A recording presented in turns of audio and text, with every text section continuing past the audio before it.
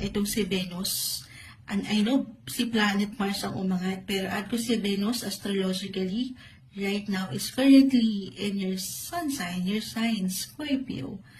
So, Venus is the planet of love, attraction, beauty.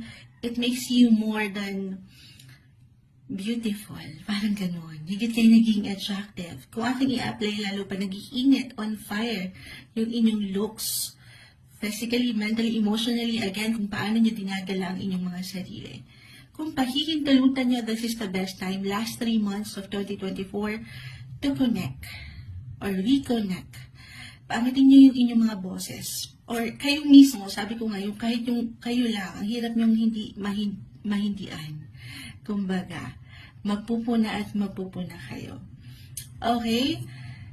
Kung abang sa love lang din ito, Mars, nag-iinit, nag-aalab,